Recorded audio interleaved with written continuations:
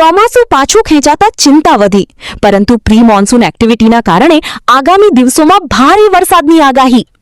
ગુજરાતમાં ચોમાસાની રાહ જોઈ રહેલા નાગરિકો માટે ચિંતાજનક અને રાહતના બંને સમાચાર સામે આવ્યા છે. હાલમાં અરબ સાગરમાં ચોમાસું નબળું પડી ગયું છે, જેના કારણે સત્તાવાર ચોમાસાનું આગમન મોડું થવાની સંભાવના છે.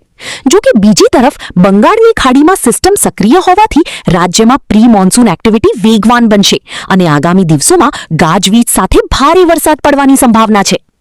ચોમાસું મોડું થવાનું મુખ્ય કારણ: હવામાન વિભાગ અને સિસ્ટમના નકશાઓ અનુસાર ચોમાસું સામાન્ય રીતે બે પાંખ અરબ સાગર અને બંગાળની ખાડી પર આગળ વધે છે.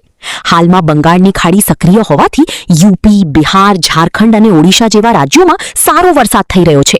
પરંતુ અરબ સાગર તરફની સિસ્ટમ એકદમ ઠપ થઈ ગઈ હોવાથી કેરળ, મહારાષ્ટ્ર અને ગોવા તરફ પણ ચોમાસું નબળું પડ્યું છે. આ કારણે ગુજરાત સરહદથી માત્ર 250 કિલોમીટર દૂર હોવા છતાં ચોમાસું છેલ્લા 4 દિવસથી આગળ વધી શક્યું નથી. પશ્ચિમી વિક્ષોભ વેસ્ટર્ન ડિસ્ટર્બન્સ સક્રિય થવાના કારણે આ સ્થિતિ સર્જાઈ છે.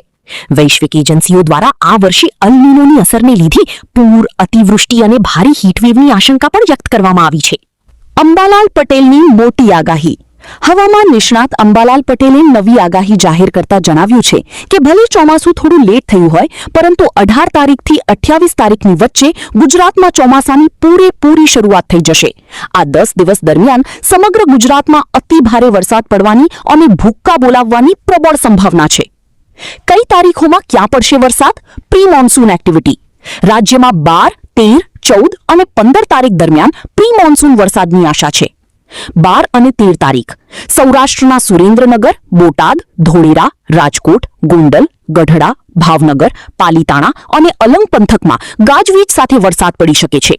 આ ઉપરાંત મધ્ય ગુજરાતના અમદાવાદ, ગાંધીનગર, કલોલ, વિરમગામ, નડિયાદ, આણંદ, ડાકોર અને કપડવંજ તેમજ ઉત્તર ગુજરાતના રાધનપુર, પાટણ, મહેસાણા, મોઢેરા, પ્રાંતિજ અને ઈડર વિસ્તારમાં પણ મધ્યમથી ભારે વરસાદની સંભાવના છે. દક્ષિણ ગુજરાત અને કચ્છમાં છૂટાછવાયા ઝાપટા પડી શકે છે. ગુજરાત હવામાન સમાચાર. આગામી 24 કલાકમાં તોફાની પવન અને ભારે વરસાદની આગાહી. જાણો અંબાલાલ પટેલ અને હવામાન વિભાગનો વર્તારો.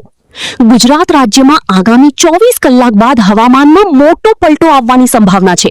માત્ર હળવો વરસાદ જ નહીં, પરંતુ ગાજવીજ અને વાવાઝોડા જેવા તીવ્ર પવન સાથે ભારે વરસાદની આગાહી કરવામાં આવી છે.